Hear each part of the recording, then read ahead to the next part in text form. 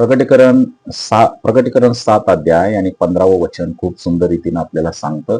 ते असं म्हणत आहे की यासाठी ते देवाच्या सिंहासनापुढे आहेत आणि त्याच्या मंदिरात रात्रंदिवस त्याची सेवा करीतात आणि सिंहासनावर बसलेला त्यांच्यावर आपला मंडप पसरवी. किती सुंदर वचन आहे प्रियजनानो.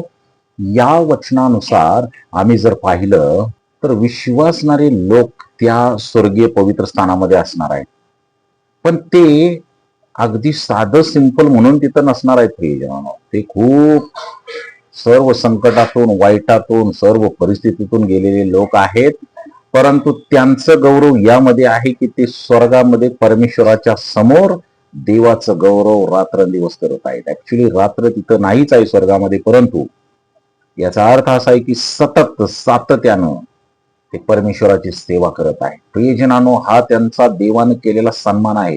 कारण त्यांनी पृथ्वीवर दुःख सहन केलेलं आहे. कारण त्यांनी पृथ्वीवर अपमान, छळ, ख्रिस्तासाठी सर्व वाईट प्रकारचे छळ त्यांनी सहन केलेले आहेत. म्हणून त्यांना देव सन्मानित करणार आहे शेवटच्या काळामध्ये. प्रियजनांनो, आम्ही पाहतो की आमचं जीवन या ठिकाणी जे आम्ही सार्वकालिकतेसाठी लढणारं आमचं जीवन आहे, अध्यात्मामध्ये राहणारं जीवन आहे, आम्ही जे ख्रिस्ता संगती सहन करत चालत आहोत, तर देवाच्या नावाला धन्यवाद असो. कारण तुमचं हे जीवन व्यर्थ जाणार नाही.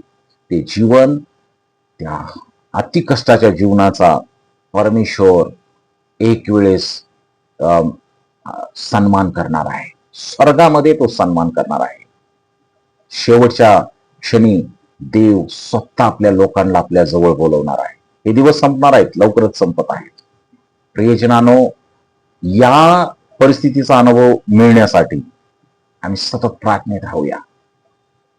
जरी संकट आले तर संकटात विश्वास धरूया आणि संकटामध्ये सुद्धा देवाला गौरव देऊया. कारण परमेश्वरासमोर आपण एक दिवस देवाचे गीत गाणार आहे.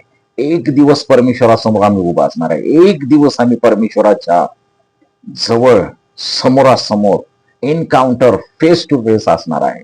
Praise God, hallelujah. त्याबद्दल देवाचं गौरव असो. आणि म्हणून प्रियजनांनो, आमच्याकडे आज जरी संकट असतील, त्याच्यावर मात करण्यासाठी सदैव परमेश्वराचा सहारा घ्या.